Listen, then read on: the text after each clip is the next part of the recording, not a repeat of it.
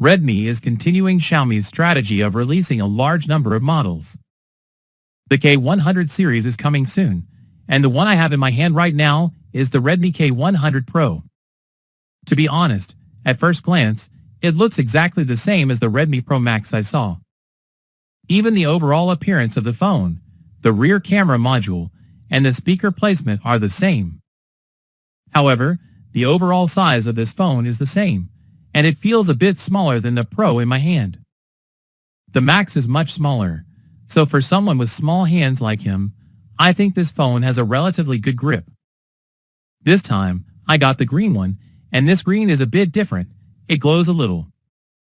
In the dark, the back of the phone shows a fluorescent green color. The appearance is indeed quite good. The overall bezel, the buttons, and most importantly the screen, I think everything is quite good. Holding it in my hand, it feels quite light, and the overall appearance really looks very similar to the Pro Max at first glance.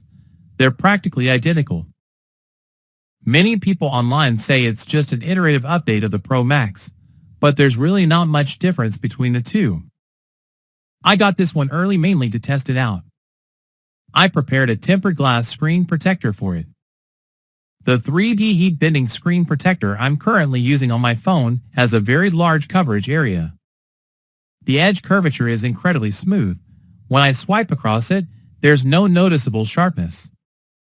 The tempered glass screen protector provides complete coverage, which looks excellent. It applied flawlessly without any issues. The screen is also quite clear, with virtually no gaps or misalignments. Overall, the phone looks quite good in my hand.